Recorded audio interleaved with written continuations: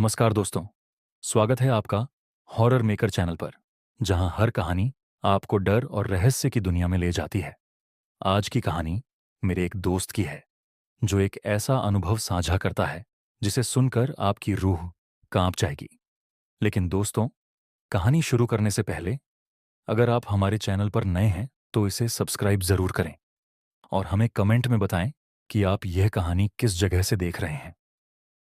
तो चलिए, बिना किसी देरी के शुरू करते हैं आज की दिल दहला देने वाली कहानी। मेरे एक बचपन के दोस्त अनिल को एक बार ऐसा अनुभव हुआ जिसने उसकी जिंदगी हमेशा के लिए बदल दी। वह एक ट्रक ड्राइवर है और उसकी कहानी उस रात की है जब वह अपनी सबसे डरावनी डिलीवरी पर गया था। अनिल का काम था माल ढोना और डिलीवरी करना। एक बार उसे आधी रात को पहाड़ी इलाके में एक सुनसान गांव से माल लाने का काम मिला। वह उस जगह पर जाने के लिए तैयार हो गया, क्योंकि वह ऐसा ड्राइवर था जो किसी भी चुनौती से नहीं डरता था। गांव तक का रास्ता सुनसान और बेहद खतरनाक था। चारों तरफ घना जंगल और बीच बीच में टूटे हुए पुल।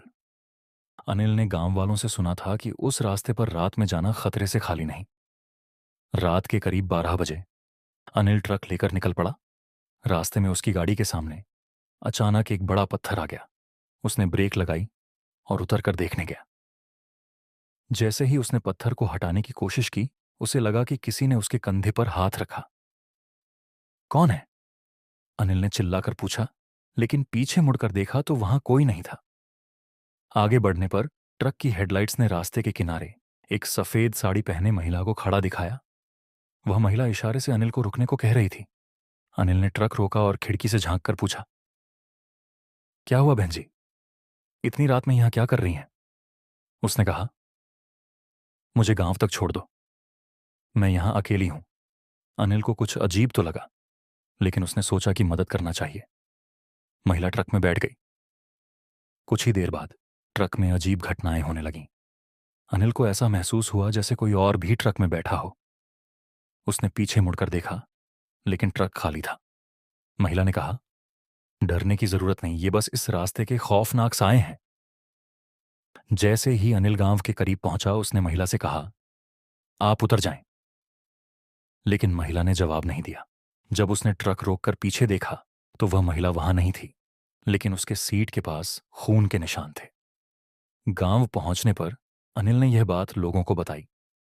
गांव वालों ने उसे बताया कि वह महिला कई साल पहले इसी रास्ते पर मारी गई थी। अब वह हर रात इस रास्ते पर मदद मांगती है और कभी कभी यात्रियों को अपने साथ ले जाती है। उस रात के बाद अनिल ने कभी भी रात में ड्राइविंग नहीं की।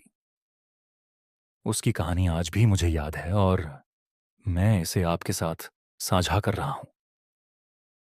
क्या आपने भी कभी ऐसा कोई अनुभव किया है? हमें कमेंट में जरूर बताएं।